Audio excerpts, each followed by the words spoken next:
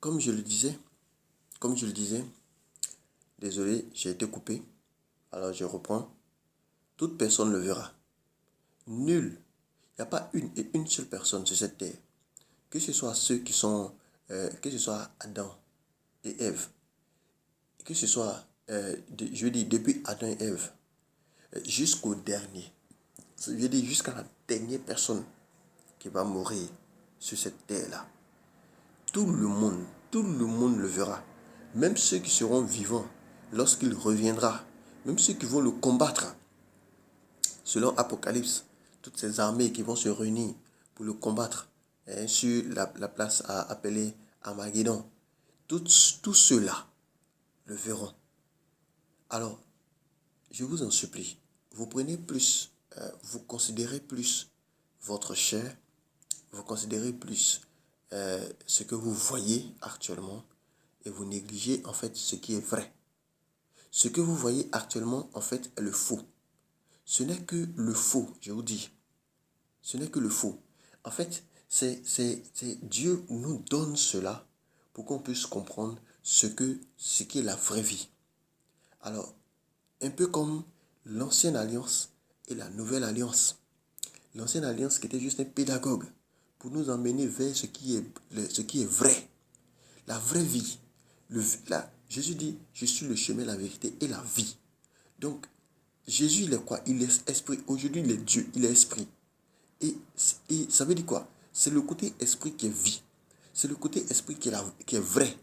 Ce n'est pas ce que nous faisons. Et regardez ce qu'il dit à la femme samaritaine. Il dit, l'heure vient et elle est déjà venue, où les véritables adorateurs, les vrais adorateurs, vrais, ce qui est vrai, les vrais adorateurs n'iront ni sur la montagne, ni à Jérusalem, mais ils vont adorer Dieu en esprit et en vérité. Ça veut dire quoi? C'est-à-dire que tout ce qui est rituel là, ce sont des choses qui passent. C'est pas ça qui est vrai. C'est pas ça que Dieu aime. Il dit Dieu est esprit et il veut que ceux qui l'adorent en esprit et en vérité. C'est-à-dire que c'est le côté esprit qui est vrai. C'est pas le côté physique. C'est pas le côté rituel. Ce que vous voyez là, c'est pas ça qui est vrai. La chaise que tu vois, la télévision, la voiture, ce que tu vois là, ce n'est pas vrai. Laisse cela pendant quelques années, ça va se détruire, ça va se décomposer, c'est de la poussière. Tout ça, ce n'est que de la poussière. Mais les choses vraies sont éternelles. L'enfer est éternel. Le feu en enfer est éternel. Le paradis également est éternel. La vie que Dieu te donne après ta mort est une vie qui est éternelle. C'est ça qui est vrai. C'est ça qui est vrai. Et Dieu est esprit et Dieu est vrai. Il faut croire en cela. Il faut croire en cela. Ce n'est pas ce qui est sur cette terre-là. Ne t'attache pas aux choses de la terre. Ne t'attache pas. Voilà, tu as des personnes qui t'attirent, qui te poussent à aller boire. Tu es ivrogne, tu es impudique, tu es dans l'adultère.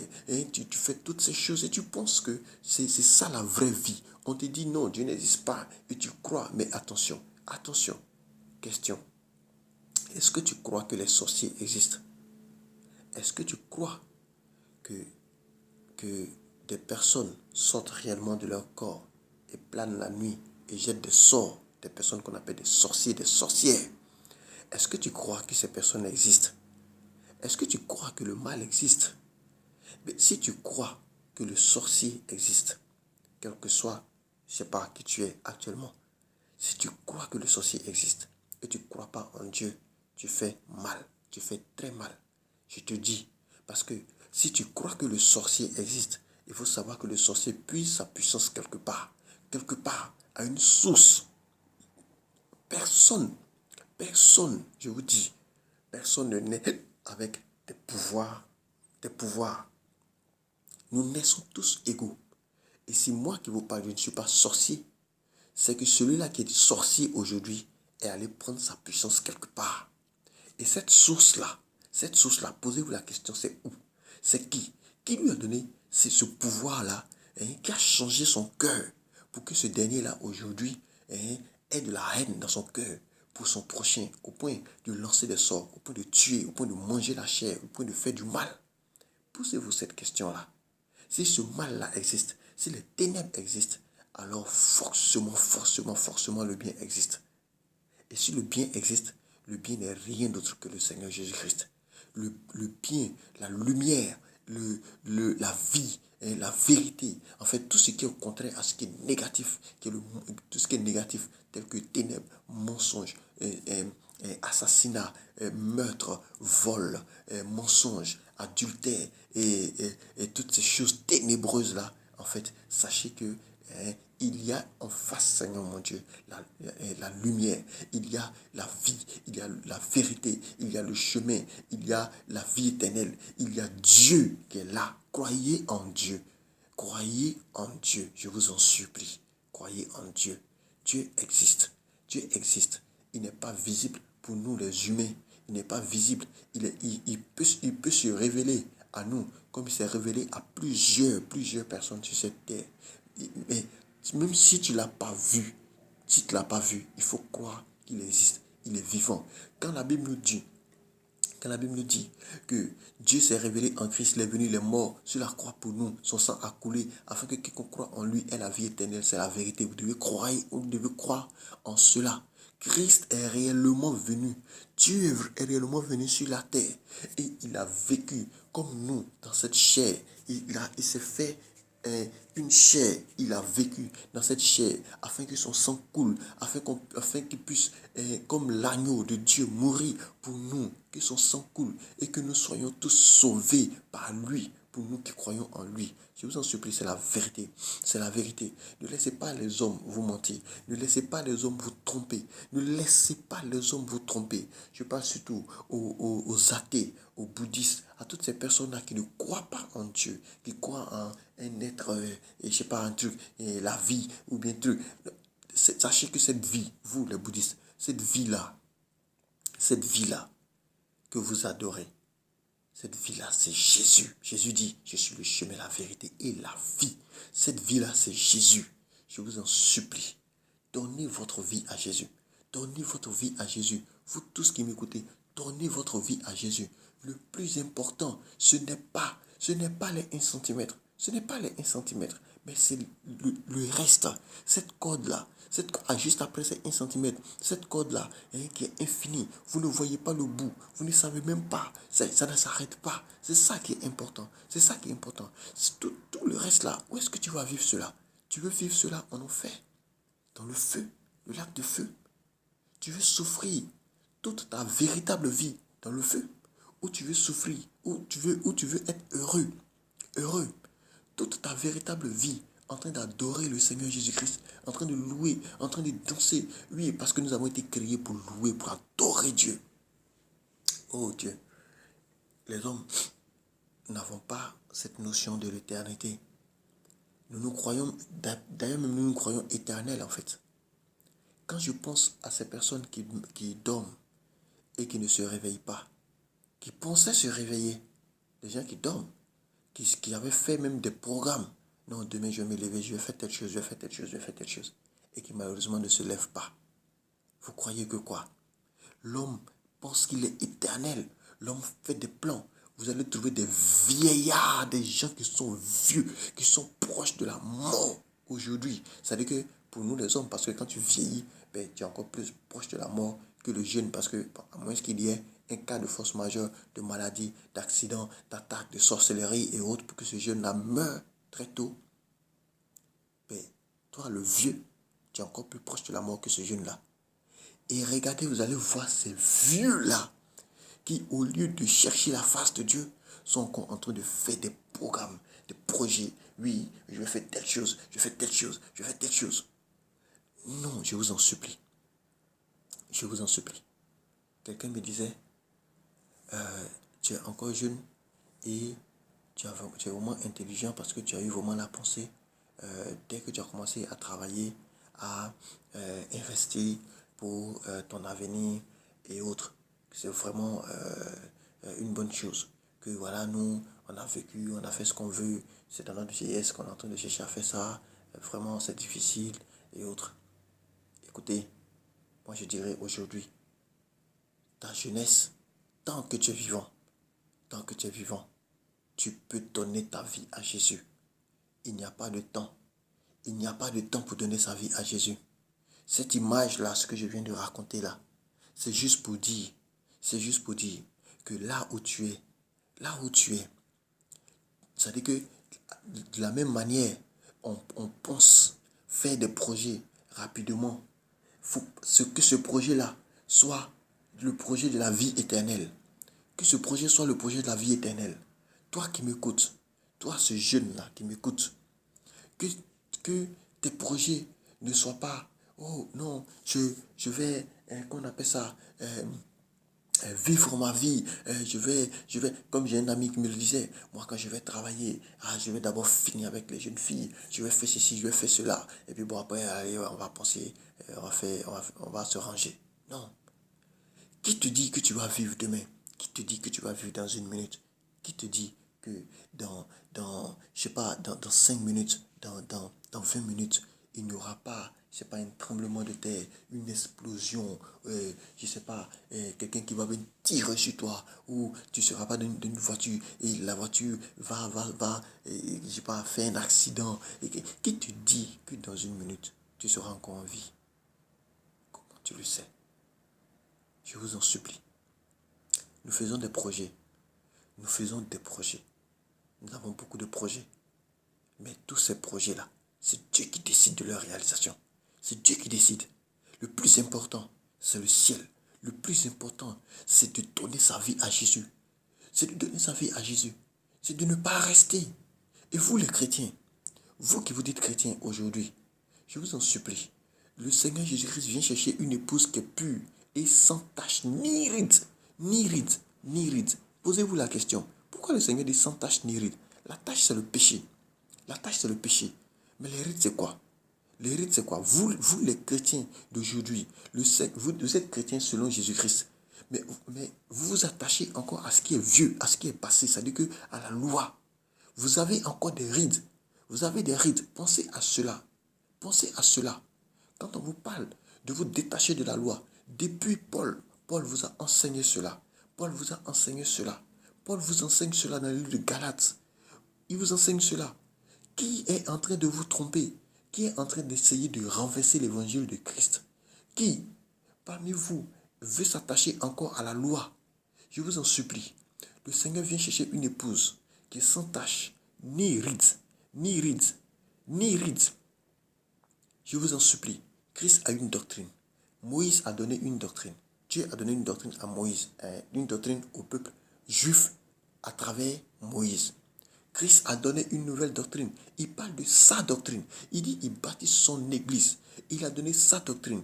Et Paul nous apprend qu'il a enseigné, il a posé les fondements de cette doctrine-là. Je vous en supplie, cherchez réellement la doctrine, cette nouvelle doctrine.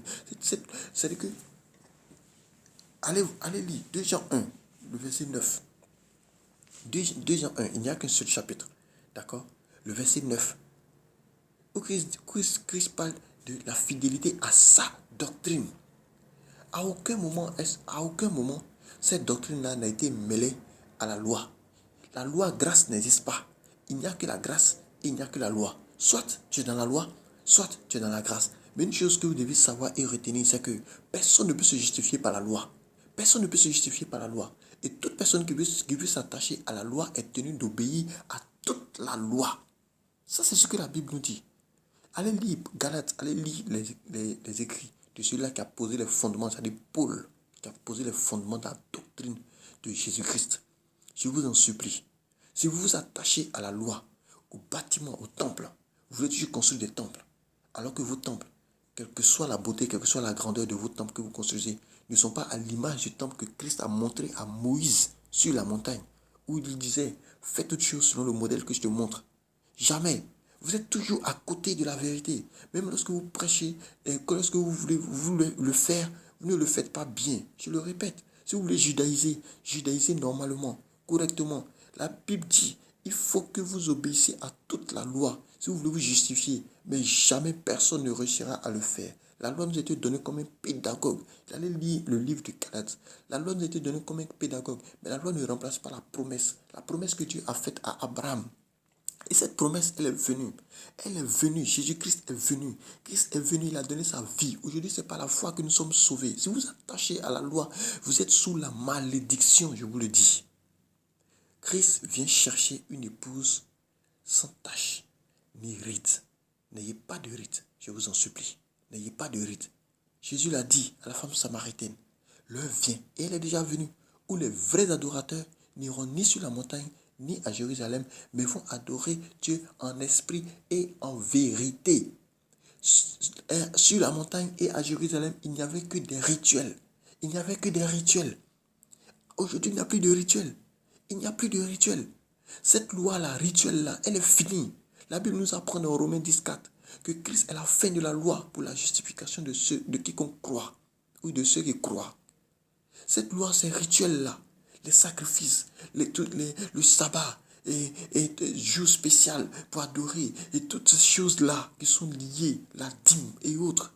Souverain sacrificateur, homme, un Dieu unique, un Dieu spécial pour adorer Dieu et autres. Toutes ces choses-là sont passées. Adorer Dieu en esprit et en vérité. La Bible nous dit, Dieu est esprit et il veut que ceux qui l'adorent en esprit et en vérité. N'est-ce pas ce qui est écrit dans Jean 4? Mais pourquoi est-ce que vous vous attachez encore aux œuvres de la loi qui ne peuvent pas vous justifier, qui ne peuvent pas vous sauver? C'est écrit. Pourquoi vous attachez encore aux œuvres de la loi? Christ vient chercher une épouse sans tache ni ride. Je vous en supplie. Réveillez-vous. Ouvrez les yeux. Ouvrez les yeux. Et laissez quitter derrière ceux-là qui vous attirent encore vers ces choses. Dernièrement, ce pasteur, finalement je vais dire son nom, Mohamed Sanogo, ce pasteur qui, oh Seigneur, je pensais que ce dernier-là était quand même proche de la vérité. Je me disais, au moins lui, il conduit le peuple vers Christ. Il ne leur enseigne pas des mensonges, mais il se lève et il enseigne la dîme. Oh là là là là là là, pour moi c'était grave, c'était grave, c'était grave. Voici quelqu'un, et j'ai compris qu'il n'a rien compris à l'œuvre de la croix. Il n'a rien compris à l'œuvre de la croix. Quand Christ a dit, tout est accompli, il n'a rien compris. Mais qu'est-ce qui est accompli? Est-ce que qu'on appelle ça, tu ne dois pas voler est accompli? Est-ce que tu ne dois pas mentir est accompli? Est-ce que tu ne dois pas tuer est accompli? Est-ce que ça veut dire qu'aujourd'hui on ne doit plus tuer, on ne doit plus voler, on ne doit plus... Et je dis, est-ce qu'aujourd'hui ça veut dire qu'on peut tuer, on peut voler, on peut mentir, etc. Non. Mais qu'est-ce qui est accompli? Pourquoi est-ce qu'aujourd'hui on ne fait plus de sacrifice? Est-ce que le sacrifice est accompli? Si Mohamed Sanogo nous dit que le sacrifice est accompli, alors posez-vous vraiment la question. Est-ce que, si le sacrifice est accompli, le temple est accompli? Parce que le temple fait partie également de ces rituels-là. Le temple fait partie de ces rituels. Est-ce que le temple également est accompli? Parce que c'est dans le temple qu'on partait faire les sacrifices. C'est là-bas qu'on partait faire les sacrifices. S'il n'y a plus de sacrifice, d'accord? S'il n'y a plus de sacrifice, si le sacrifice est accompli, est-ce que le temple est accompli? Mohamed Sanogo, il faut répondre. Est-ce que le temple est accompli? Si le temple est accompli, est-ce que le souverain sacrificateur, les sacrificateurs, les prêtres qui étaient dans le temple, est-ce que c'est accompli? Est-ce que ça c'est accompli? Il faut répondre. Si ça c'est accompli, alors est-ce que la dîme de la dîme est accomplie? Parce que la dîme de la dîme, quand vous lisez dans Néhémie, quand vous lisez dans Nombre, la dîme de la dîme doit être apportée dans la maison du trésor. C'est pour ça que Malachie criait. Allez lire Nombre 18 et Néhémie 10. Allez lire. Est-ce que la dîme de la dîme est accomplie? Mais si la dîme de la dîme est accomplie, est-ce que la dîme est accomplie? Posez-vous la question. Aujourd'hui, est-ce que vous avez des lévites? Est-ce que vous avez des lévites à qui on doit remettre la dîme? Est-ce que ça existe? Est-ce qu'il y a des lévites aujourd'hui? Toi qui es chrétien, toi Mohamed Sanogo, peux-tu me dire que toi tu es un lévite? Si tu me dis que tu es un lévite, c'est que tu n'es pas un chrétien. Parce que Hébreu nous apprend que Christ, notre Dieu, n'est pas sorti de cette tribu de Lévi, mais il est sorti de Juda. Donc tu ne peux pas te dire que toi, qui es là, toi Mohamed Sanogo, tu es lévite et donc tu as droit à la dîme. Tu ne peux pas le dire. Parce que, en fin de compte, lorsque les chrétiens viennent payer la dîme, votre mensonge, c'est que ce n'est pas à vous qu'on donne, mais c'est à Dieu qu'on donne. Mais après, ça se retrouve où? N'est-ce pas dans vos poches? N'est-ce pas dans vos poches? Les Juifs, qu'est-ce qu'on leur enseignait? Que c'est Dieu qui a établi cela. Quand donnant, ce n'est pas aux Lévites, mais c'est à Dieu. Et donc, les Juifs obéissaient à une loi. Ils obéissaient en donnant, ils obéissaient à qui? À Dieu. Mais ça se retrouvait dans la poche de qui? N'est-ce pas la même chose que vous faites actuellement? N'est-ce pas la même chose que vous faites? Tu ne peux pas me dire que tu es lévite. Personne, aucun chrétien ne peut dire qu'il est lévite. Parce que Christ, notre Seigneur, notre Dieu, celui par qui nous sommes nés de nouveau aujourd'hui, nous sommes nés par l'Esprit, n'est pas sorti de la tribu de Lévi, mais il est sorti de la tribu de Juda. Allez lire Hébreu. Vous allez voir cela. Alors, d'où sort la dîme aujourd'hui? Et encore, citez-moi un seul apôtre. Citez-moi un seul passage dans les écrits, d'accord, les enseignements de Paul, celui-là qui a posé les fondements de la doctrine de Jésus-Christ. Citez-moi un seul passage où Paul enseigne la dîme. Il n'y en a pas. Il n'y en a pas. Au contraire, regardez quelque chose. La dîme, je l'ai enseigné dernièrement, mais la dîme c'est quoi? La dîme, c'est la loi. La dîme, elle est obligatoire, que tu le veuilles ou pas. Elle est obligatoire. Et la dîme, il y a un taux qui est fixé. Ça ne change pas. C'est 10%. Tu dois payer. Aujourd'hui, qu'est-ce que l'apôtre Paul nous enseigne dans 2 Corinthiens 9, 7? Il dit que chacun donne selon qu'il a résolu en son cœur. Que chacun donne selon qu'il a résolu en son cœur. Voici ce qu'il dit. Que chacun donne selon qu'il a résolu en son cœur, sans tristesse ni contrainte, mais avec joie. Car le Père aime ceux qui donnent avec joie. Car le Père aime ceux qui donnent avec joie. Dieu aime ceux qui donnent avec joie, sans tristesse ni contrainte, mais selon que tu as résolu en ton cœur. Écoute, Mohamed Sanogo, quand on te dit de donner selon que tu as résolu en ton cœur, est-ce 10%? Est-ce un taux fixe? Est-ce que le taux est fixé? Tu n'as rien compris à l'heure de la croix. Il faut te repentir. Il faut te repentir. Il faut refaire une autre vidéo pour te repentir et pour dire la vérité aux chrétiens. Il faut dire la vérité aux chrétiens. La dîme, ce n'est pas pour les chrétiens. Les chrétiens sont appelés à donner par reconnaissance. Les chrétiens sont appelés à donner avec joie, par reconnaissance. Quand tu vois les bienfaits de ton Créateur, quand tu vois tout ce qu'il fait pour toi, quand tu es heureux, et Dieu te met à cœur, l'Esprit Saint te met à cœur d'aller donner à telle personne. L'Esprit Saint peut te mettre à cœur d'aller donner même 100%. L'Esprit Saint peut te mettre à cœur d'aller donner 1%, d'aller donner 2%, 3%, 50%, 75%, 100% de ce que tu as. Nous ne sommes plus sous la dîme. Nous ne sommes plus sous cette loi. Pourquoi veux-tu que les chrétiens judaïsent? Pourquoi veux-tu que les chrétiens retournent sous ce joug? Sous ce joug. Ce joug que Dieu a brisé à la croix en disant tout est accompli. Pourquoi? Et tu traites les gens de prédicateurs de malheur. Je suis désolé. Je suis désolé, Mohamed Sanogo. Je ne vais pas t'injurier comme toi tu as insulté, mais je t'en supplie. Il faut te repentir. Il faut te repentir. Il faut refaire ta vidéo. D'accord? Et tu mets le même titre que tu avais mis là. On ne paye pas la dîme. Tu refais la vidéo. Tu reviens sur tes paroles. Ok? Il faut revenir sur tes paroles. Il faut enseigner la vérité aux chrétiens. Il faut leur dire qu'ils doivent donner par reconnaissance. Ils doivent donner avec joie. Ils doivent donner selon ce qu'ils ont résolu dans leur cœur. Voici la doctrine de Jésus-Christ. Et non leur enseigner la doctrine de Moïse. S'il te plaît. Alors, je vais m'arrêter là. Et vraiment, je prie que tous ceux qui ont écouté ce petit message-là, vraiment soient gagnés à Christ. De grâce, considérez plus la partie de la corde qui est après les 1 cm. C'est ça la véritable vie. Considérez plus celle-là. Cherchez plus celle-là. Cherchez à plaire à Jésus, à marcher dans la sanctification. Donnez-lui votre vie. Abandonnez le péché, abandonnez le mal.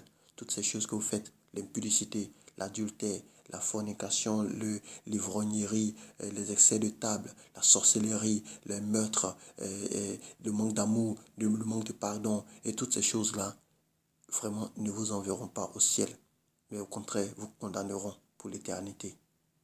Je vous en supplie, donnez votre vie à Christ. Soyez bénis. Bonne journée à tous. Et bonne journée à toi également, Mohamed Sanogo.